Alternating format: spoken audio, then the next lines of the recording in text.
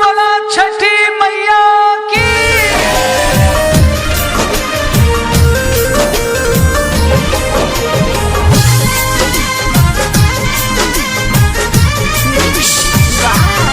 Mom recording studio दीवारी toll.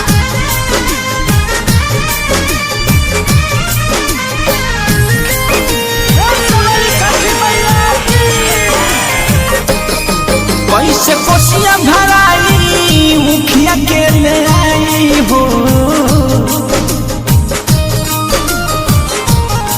कैसे कोसिया भराई मुखिया के ले आई हो।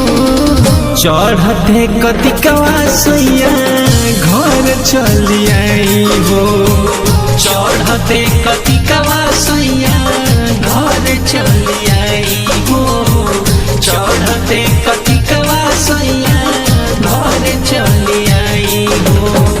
बोला बोला छठी मैया की।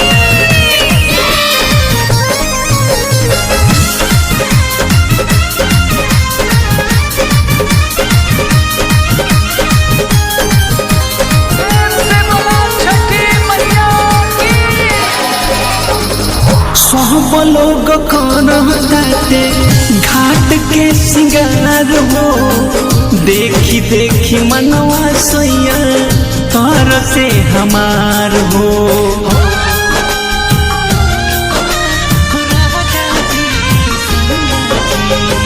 सब लोग कहते घाट के सिंगार हो, देखी देखी मनवा सैया तर से हमार हो, देखी देखी मनवा सैया तर से हमार हो।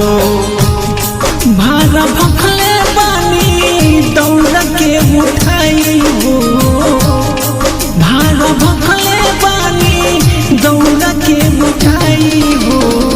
चढ़ते कतिकवा सैया घर चली आई हो, चढ़ते कतिकवा सैया घर चली आई हो, चढ़ते कतिकवा सैया घर चली आई हो।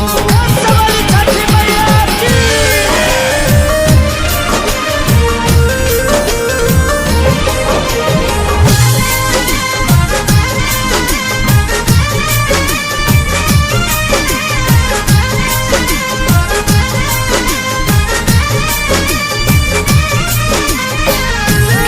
बोला छठी मैया की।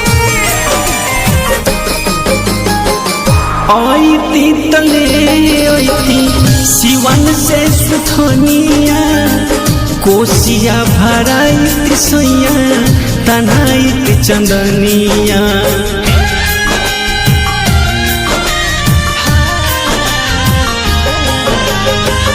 ऐती तले ऐती सिवन से सुथनिया, कोसिया भराई सैया तनाई चंदनिया, कोसिया भराई सैया तनाई चंदनिया।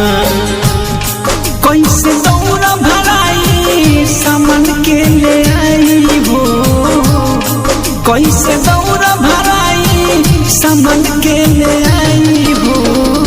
चढ़ते कतिकवा सैया घर चली आई हो, चढ़ते कतिकवा सैया घर चली आई हो, चढ़ते कतिकवा सैया घर चली आई हो।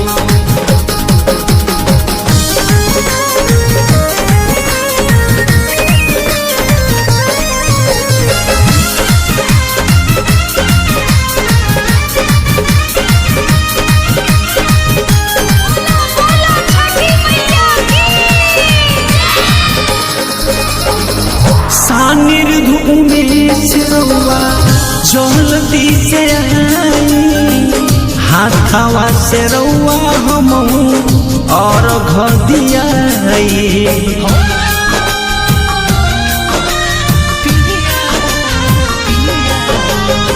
सानिर धूमेश रउआ जल्दी से आई, हाथवा से प्रमोद सैया और घदियाई हाथवा से प्रमोद सैया और घदियाई मन के लालसा पुरई है हमरो छठी माई हो मन के लालसा पुरई है हमरो छठी माई हो चढ़ते कतिकवा सैया घर चली आई हो चढ़ते कतिकवा सैया घर चली आई हो चढ़